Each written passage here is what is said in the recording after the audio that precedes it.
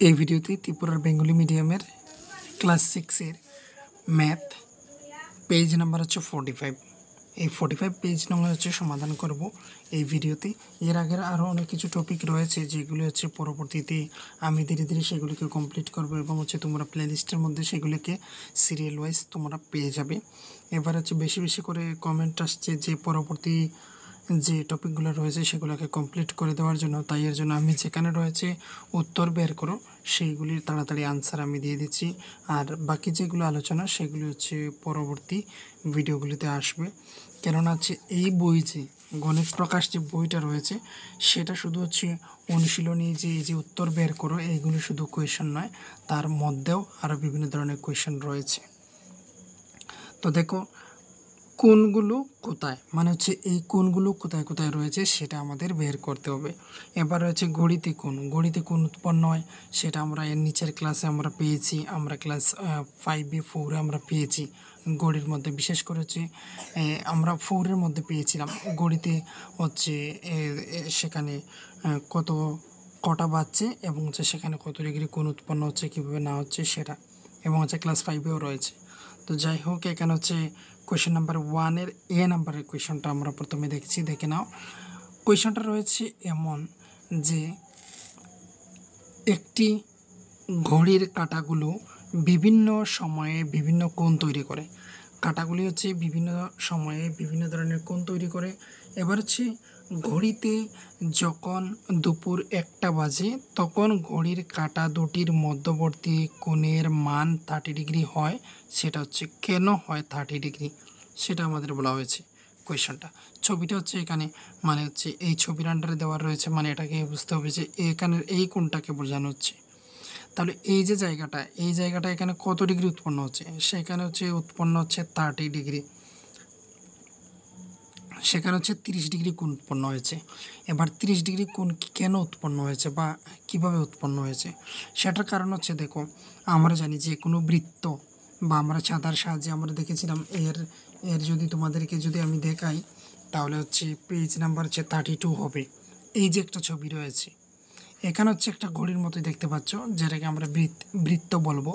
তো এখানে টোটাল কতটা ডিগ্রি রয়েছে, যেমন হচ্ছে এখানে 10, 20, 30, 40 এইভাবে। কিন্তু এই যে 0 থেকে 10 এলো সেটা হচ্ছে কি মধ্যেখানে কত রয়েছে 1, 2, 3, 4, 5, 6, 7, 8, 9, 10 বলে এখানে 10 ডিগ্রি হয়েছে।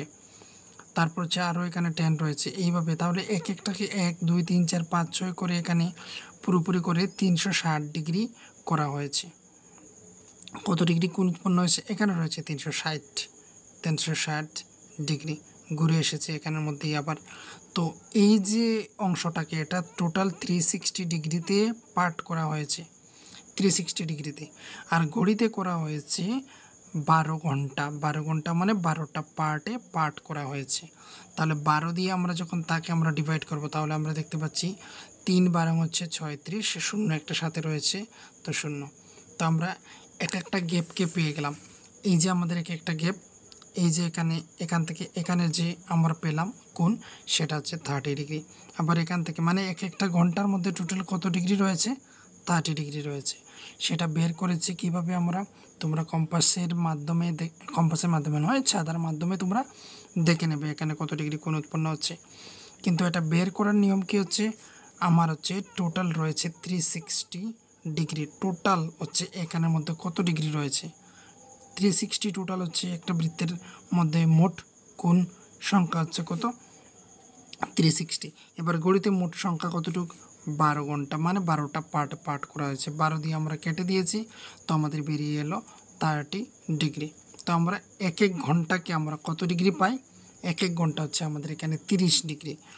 তাহলে আমরা পেয়ে গেলাম এই কেন হয় এমনটা হওয়ার কারণটা হচ্ছে এটা, যে এটা বৃত্তটাকে হচ্ছে 360 ডিগ্রিতে ভাগ করা হয়েছে এবং ঘড়িতে সময় রয়েছে 12 ঘন্টা, তাই এর জন্য এখানে হচ্ছে 30 ডিগ্রি কোণ হয় এক এক ঘন্টার মধ্যে বা প্রতি ঘন্টার মধ্যে। তাহলে এটা হচ্ছে তার সলিউশন। এবার হচ্ছে সেটা আমাকে লিখতে হবে কিভাবে সেটা আমি তোমাদেরকে এখানে দেখিয়ে দিচ্ছি, দেখে নাও। লিখবে তোমরা এইভাবে, একটি ঘড়িতে 12 ঘন্টা থাকে, অর্থাৎ বৃত্তকে 12টা সমান ভাগে ভাগ করে এবং একটি বৃত্তকে সমান 360টি ভাগে ভাগ করে, যা 360 ডিগ্রি বলা হয়। 360 ডিগ্রি বলা হয়। সুতরাং প্রতি ঘন্টার মধ্যে কোণ সমান সমান বা কোণের মান, প্রতি ঘন্টার মধ্যে কোণের মান আমরা লিখতে পারি। তোমরা লিখে দেবে, এখানে আমি কোণ লিখেছি, শুধুমাত্র কোণের মান লিখে দেবে is equals to 360 degree by 12। ভাগ করে দিলাম, ভাগ করার পর হচ্ছে 30 ডিগ্রি বেরিয়ে আসলো। তাহলে প্রতি ঘন্টা, এক একটা ঘন্টার মধ্যে মোট কোণের মান কত? 30 ডিগ্রি বেরিয়ে আসলো। এর জন্যই হচ্ছে কি আমাদের ওই ঘড়িতে যে 1টা বাজে তখন সময় 30 ডিগ্রি হয়েছিল, 1 ঘন্টা ছিল বলে। বের করে দিলাম এটা আমরা। এই হচ্ছে তোমাদের আনসার এইভাবে করতে হবে। একটি ঘড়িতে 12 ঘন্টা থাকে, অর্থাৎ বৃত্তকে 12টা সমান ভাগে ভাগ করে এবং একটি বৃত্তকে সমান 360টি ভাগে ভাগ করে, যা হচ্ছে 360 ডিগ্রি বলা হয়। সুতরাং প্রতি ঘন্টার মধ্যে কোণ সমান সমান হচ্ছে 360 degree by 12 is equal to হচ্ছে 30 ডিগ্রি। এবার প্রশ্ন রয়েছে বিতে প্রশ্ন হচ্ছে 2টার সময় কোণের পরিমাপ কত হবে এবং 4টার সময় 6টার সময়। এই যে 2টার সময় এবং হচ্ছে 4টার সময় এবং হচ্ছে 6টার সময়, সেই সময়ে কত কত কোণ উৎপন্ন হচ্ছে সেখানের মধ্যে, সেটা বের করার জন্য। তো আমরা হচ্ছে ইজি প্রসেসে আমরা বের করে নেব। ইজি হচ্ছে এটাই যে আমরা 1 ঘন্টার মধ্যে আমরা বের করে নিয়েছি। 1 ঘন্টা যখন সময় 1টা বাজে তখন সময় কত হচ্ছে? 30 ডিগ্রি। তাহলে 2টার সময় কত হবে? তাহলে 2টার সময় কোণের পরিমাপ হবে 1 ঘন্টার সময় হচ্ছে যখন সময় 1টা বাজে, বা 1 ঘন্টার মধ্যে ফারাকটা কতটুকু? কোণের 30 ডিগ্রি। তাহলে 2 ঘন্টা, তাহলে 2 ঘন্টার মধ্যে হচ্ছে 60 ডিগ্রি হবে। তো হচ্ছে 60 ডিগ্রি আমরা বের করেছি এখানে, ঠিক আছে। এবার হচ্ছে 4টার সময় কোণ পরিমাপ হবে সমান সমান 4টার সময় হচ্ছে 4 × 30, 4 ঘন্টা। 1 ঘন্টার মধ্যে হচ্ছে তার 30 ডিগ্রি উৎপন্ন হয় 4 ঘন্টার মধ্যে, তাহলে হবে 120 ডিগ্রি কমপ্লিট। এটাও 6টার সময় কোণ পরিমাপ হবে সমান সমান 6 × 30, তো হচ্ছে 180 ডিগ্রি। এতটুকু পর্যন্ত কমপ্লিট। এবার ছিল সি নাম্বারের কোয়েশ্চেন ছিল এটা যে একটি ঘড়ির কাঁটাগুলোর দ্বারা উৎপন্ন অন্য কোণগুলো খুঁজে বের করো। অন্যান্য কোণগুলোকে আমাদের খুঁজে বের করার জন্য। এই ছবিগুলো হচ্ছে ওই উপরের কোয়েশ্চেনগুলির জন্য। আর এটা যেটা বলা হয়েছে, এটা তোমাদের ইচ্ছে মতো যে কোনো টাইমের উপর তোমরা তার কোণটা বের করে নিতে পারো। যেমন আমি এখানে বের করেছি, দেখে নাও। সি নাম্বার, 9টার সময় কোণের পরিমাপ কত? এখানে হচ্ছে 9 ঘন্টা আর হচ্ছে 30 এক একটা ঘন্টার জন্য। তাহলে এখানে হচ্ছে 3 9 27, জিরোটা সঙ্গে নেমে গেল, তো 270 ডিগ্রি।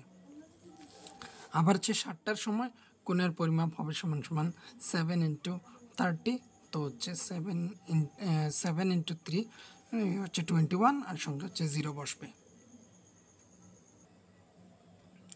এতটুকু পর্যন্ত কমপ্লিট।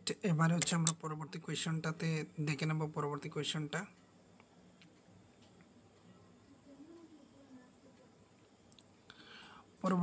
হচ্ছে এখানের মধ্যে নাম্বার 2তে রয়েছে, দেখে নাও এখানের মধ্যে যে একটি দরজার কোণ ব্যবহার করে দরজা খোলার পরিমাপ প্রকাশ করা কি সম্ভব? যেমনটা হচ্ছে এখানে তোমরা চিত্রের মাধ্যমে দেখতে পাচ্ছ, এখানের মধ্যে চিত্রের মাধ্যমে দেখতে পাচ্ছ, দেখা যাচ্ছে যে কি এই যে এখানে দরজাটা খুলছে, এখানে এই পাশ থেকে এই দিকে খুলে আসলো। তো আমরা হচ্ছে কি একটি দরজার একটি কোণ ব্যবহার করে দরজা খোলার পরিমাণ প্রকাশ করা কি সম্ভব? একটা কোণ, এখানে হচ্ছে যে কোনো একটা জায়গাতে একটা কোণ আমরা পরিমাপ করলেই আমরা বলতে পারবো। এদিকে এই দিকের বা অন্য দিকের কোনো প্রয়োজন নেই, যে কোনো একটা দিকের, হয়তো আমরা এই দিকটা বলতে পারি, নয়তো এই দিকটা বলতে পারি, যে কোনো একটা কোণ ব্যবহার করে আমরা বলতে পারি সেটা খোলার পরিমাণটা যে কতটুকু খুলেছে সেটা বলা সম্ভব। তাই এর জন্যে এটা হচ্ছে কি, হ্যাঁ এটা সম্ভব, এটাই হবে। কোণের শীর্ষবিন্দু কি হবে? কোণের শীর্ষবিন্দুটা এই জায়গাটা হবে, যেখানে এখানে কবজাটা রয়েছে সেই জায়গাটা। কোণের বাহুগুলো কি হবে? এবার এই দিকটা যদি আমরা প্রকাশ করি বা এই দিকটা যদি আমরা প্রকাশ করি তাহলে এটা হচ্ছে দেয়াল, এটা হচ্ছে দেয়ালটা, আর এই হচ্ছে দরজা। তাহলে এটা হচ্ছে দরজাটা একটা বাহু, আর ওপরটা হচ্ছে দেওয়ালটা একটা বাহু। এদিকেও যদি আমরা যাই তাহলে এখানে হচ্ছে দেওয়াল তো থাকবেই উপরেই, বা নিচের এখানে নিচের এই জায়গাটা, তাহলে যে কোনো একটা সাইড হচ্ছে কি বাহু হবে। তো আমরা এই জায়গার কথাটা আমরা বলে দেবো যে দেয়াল, একটা হচ্ছে দেয়াল বাহু, আর একটা হচ্ছে দরজাটাই হচ্ছে তার বাহু। তাহলে এবার হচ্ছে তোমরা ওই লেখাটাকে দেখে নাও। লেখাটা এইভাবে আমি রেখেছি যে হ্যাঁ, একটি কোণ ব্যবহার করে দরজা খোলার পরিমাণ প্রকাশ করা সম্ভব। কোণের শীর্ষবিন্দু হবে দরজাটির কবজাটা হচ্ছে তার শীর্ষবিন্দু। আমরা এর প্রথম দিকের চ্যাপ্টারের প্রথম দিকে আমরা শীর্ষবিন্দু বাহু সেই সম্পর্কে আমরা কিন্তু শিখেছিলাম। যারা দেখোনি তোমরা দেখে নিতে পারো, আর যারা জানো তো তোমাদের দেখার প্রয়োজন নেই। এবারে দেখো পরবর্তী কোয়েশনটা, কোণের বাহুগুলি হবে দরজা ও দেয়াল। এই হচ্ছে আনসার, এটা কমপ্লিট। এবার হচ্ছে আমরা এর পরবর্তী কোয়েশনটা আমরা দেখছি 3 নম্বর কোয়েশনটা। 3 নম্বর কোয়েশনটা হচ্ছে এটাই, বিদ্যা দোলনায় সময় উপভোগ করছে। আচ্ছা, বিদ্যা দোলনায় সময় উপভোগ করছে মানে সে দোলনায় চড়ে সময়টাকে উপভোগ করছে। সে লক্ষ্য করলো যে তার দোলার গতি বাড়লে উৎপন্ন কোণের পরিমাণ বৃহত্তর হয়, কিন্তু কোণটি কোথায়? তুমি কি কোনো কোণ দেখতে পাচ্ছ? দেখো এখানে কি বলা হয়েছে, সে এখানে গাছের ডালে এখানের মধ্যে সে দোলনাটা দুলছে, সে এখানে দুলছে, তার এই দুলনটা যত বাড়ছে এখানের মধ্যে কোথাও একটা কোণ বড় হচ্ছে। তো সেটা কোনটা? সেটা যে কোনোটা হতে পারে। আমরা এটা বলবো যে ওই গাছের সঙ্গে যে এই যে দোলনের দড়িটা রয়েছে, এখানের যত কোণটা বাড়বে তত তার দোলনের গতিটাও বাড়বে, তত সে দূরেও যাবে। তো এই হচ্ছে কোনটা আমরা এখানে দেখতে পাচ্ছি। আনসারটাকে কীভাবে লিখবে? আনসারটাকে লিখবে তোমরা এইভাবে, দেখে নাও। হ্যাঁ, কোণ দেখতে পারছি এবং কোণটি রয়েছে গাছের শাখা ও দোলনাটির দড়ির মধ্যে। এখানে বেশিটা ব্রাইটনেস চলে আসছে, আমি একটু ঠিক অ্যাডজাস্ট করে নিচ্ছি, দেখে নাও।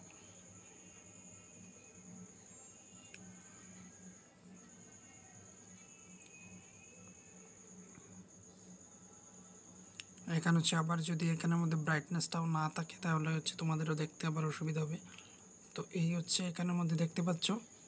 সমস্যা হলে তোমরা অবশ্যই জানাবে আমাকে। একজন আমাকে কমেন্ট করেছিল যে এইভাবে ভিডিও দিলে নাকি তোমাদের সুবিধা হয়, তাই এর জন্য এইভাবে দেওয়ার চেষ্টা করছি। আমারও কিছু কিছু জিনিস হচ্ছে এইভাবে দিলেই আমি হচ্ছে সেগুলোকে প্রকাশ করতে পারি, আমি ভাবি। তো দেখো আনসারটা হচ্ছে হ্যাঁ, কোণ দেখতে পাচ্ছি বা পাচ্ছি এবং কোণটি রয়েছে গাছের শাখা ও দোলনাটির দড়ির মধ্যে।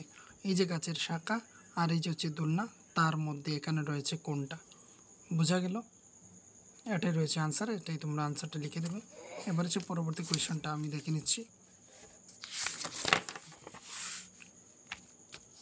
পরবর্তী কোয়েশনটা হচ্ছে একটু অন্যরকম। দেখো এখানের মধ্যে রয়েছে যে এখানে একটি খেলনা রয়েছে যার পাশে তির্যক ফলক রয়েছে। এই যে এখানে তির্যক ফলক, এখানে ছবিতে ভালোভাবে দেখা যাচ্ছে না, আমি তোমাদেরকে ইংরেজি মিডিয়ামের বইয়ের থেকে ছবিটা দেখিয়ে দেব আর সেখান থেকে আলোচনা করে নেব। তো দেখা যাচ্ছে ফলকগুলোর কোণ বা ঢাল যত বেশি হবে বলগুলো তত দ্রুত গড়িয়ে যাবে।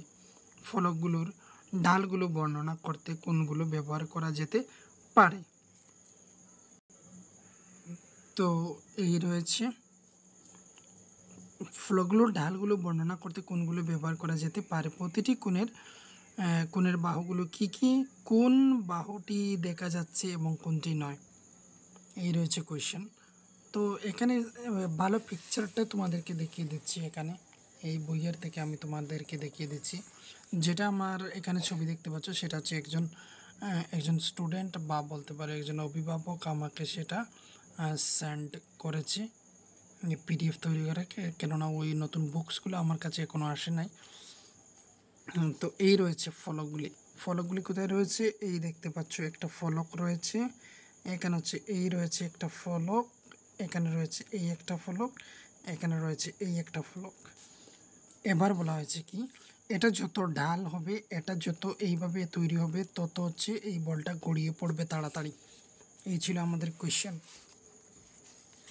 এই রয়েছে আমাদের কোয়েশ্চেন। এখানে আবার কোয়েশ্চেনটাকে দেখিয়ে দিচ্ছি তোমাদেরকে, যে এখানে একটি খেলনা রয়েছে যার পাশে তির্যক ফলক লাগানো রয়েছে। ফলকগুলোর কোণ বা ডাল যত বেশি হবে, বলগুলো তত দ্রুত গড়িয়ে যাবে। ফলকগুলো ডালগুলো বর্ণনা করতে কোণগুলো ব্যবহার করা যেতে পারে, সেগুলি যেতে পারে অবশ্যই কোণ ব্যবহার করা। প্রতিটি কোণের বাহুগুলি কী কী এবং কোন বাহুটি দেখা যাচ্ছে কোনটি নয়, এটা হচ্ছে ইম্পর্ট্যান্ট কথা। তো এখানে দেখো, আমরা এই হচ্ছে আমরা একটা বাহু ধরে নিলাম, আর এই হচ্ছে আমরা একটা কাল্পনিক বাহু ধরে নেব। আমি এখানে দেখিয়ে দিচ্ছি তোমাদেরকে, এটাকে একটা কাল্পনিক রেখা টেনে নেব। আর তাহলে এখানে ও যদি নাম দিয়ে দিই, এই পার্টটা যদি এ নাম দিয়ে দিই, তাহলে এটা হচ্ছে বি, এটা হচ্ছে বি। সেম এখানের মধ্যে এটাকে কাল্পনিক একটা রেখা টেনে নিই, এটাকে এ দিয়ে দিই, এটাকে ও, এটাকে দিয়ে দিই বি। সেমভাবে এখানের মধ্যে হচ্ছে এইভাবে দিয়ে দিলাম, এখানের মধ্যে হচ্ছে এ, এটা হচ্ছে ও, এটা হচ্ছে বি। পরবর্তীতে কিন্তু হচ্ছে নামটা একটু অন্যভাবে দিচ্ছি আমি, যেটা হচ্ছে এখানে একটা, এখানে না দিয়েও আমি এখানে দিতে পারি, এখানে দিতে পারি কাল্পনিক এ, আর হচ্ছে এই জায়গাটা ও, এটা হচ্ছে বি। এই হচ্ছে নামগুলো আমি এখানে দিয়েছি, দেখতে পাচ্ছ। এখানে হচ্ছে এ, এখানে হচ্ছে ও, এখানে হচ্ছে বি, এখানে হচ্ছে এ ও বি, এ ও বি, এ ও বি। তাহলে এখানে দেখা যাচ্ছে কোন কোনগুলি দেখা যাচ্ছে, আমি তো এইগুলো টেনে নিয়েছি, কাল্পনিক রেখা টেনে নিয়েছি, দেখা যাচ্ছে ও বি, ও বি, ও বি, ও বিকে দেখা যাচ্ছে, ও একে দেখা যাচ্ছে না এখানের মধ্যে।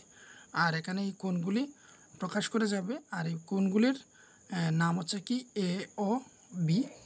আর এ ও, এ ও হচ্ছে অদৃশ্য, সেগুলিকে দেখা যাচ্ছে না, আমরা কাল্পনিকভাবে টেনে নিয়েছি। আশা করি এই জায়গাটা দেখা যাচ্ছে, বুঝতে পেরেছো? তো দেখে নাও এটাকে লিখবে কীভাবে, লিখবো আমরা এইভাবে। এখানে দেখতে পাচ্ছ তোমরা, এখানে দেখতে পাচ্ছ লেখাগুলো হচ্ছে, হ্যাঁ, ফলকগুলোর ডালগুলো বর্ণনা করতে কোনগুলো ব্যবহার করা যাবে, করা যাবে। প্রতিটি কোণের বাহু হলো ফলকগুলি ও অদৃশ্য বা কাল্পনিক রেখা। যথা, আমরা এখানে যথা কতটা ব্যবহার করতে পারি, যথা, যথা হচ্ছে ও এ, ও এটা হচ্ছে কাল্পনিক রেখাগুলি, আর ফলকগুলো হচ্ছে সেগুলো হচ্ছে এখানে যা রয়েছে তা। তাহলে এখানে ও এ দেখা যাচ্ছে না, ও বি বাহুগুলি দেখা যাচ্ছে। এখানে যদি আসে তাহলে তোমাদের কোনটার নাম কি হবে, আমি এখানে শর্টে লিখে ফেলেছি। যদি কোনো কারণে তোমাদেরকে কোণের নামটা লিখতে হয়, তাহলে তোমরা কোণ লিখবে এ ও বি, এই হচ্ছে তোমাদের কোণের নাম, আর এই হচ্ছে লেখাটা দেখা যাচ্ছে। এবার হচ্ছে পরবর্তী কোয়েশনটা দেখব। এবারে হচ্ছে 5 নম্বর কোয়েশনটাতে রয়েছে যে নিচের চিত্রগুলো পর্যবেক্ষণ করো, যেখানে একটি পোকা এবং তার আবর্তিত রূপ রয়েছে। আবর্তনের পরিমাণ বর্ণনা করতে কোণের ব্যবহার করা যাবে কি, কিভাবে? কোণটির শীর্ষবিন্দু এবং বাহুগুলো কি হবে? এই রয়েছে এখানে ইঙ্গিত দেওয়া রয়েছে, পোকাগুলোকে স্পর্শ করে থাকা অনুভূমিক রেখাটি লক্ষ্য করো। এখানে এই স্পর্শ করে থাকা অনুভূমিক রেখাগুলিকে লক্ষ্য করার জন্য, এগুলো হচ্ছে অনুভূমিক রেখা। তাহলে হচ্ছে এই হচ্ছে এখানের মধ্যে এই হচ্ছে কোণ তৈরি হয়েছে, তাহলে এখানের মধ্যে হচ্ছে এই কোণ তৈরি হয়েছে, তাহলে এই হচ্ছে এখানে কোণ তৈরি হয়েছে। তাহলে অবশ্যই তার আবর্তনের যে পরিমাণটা, সেটা আমরা কোণের মাধ্যমে আমরা ব্যবহার করতে পারি বা বোঝাতে পারি আমরা।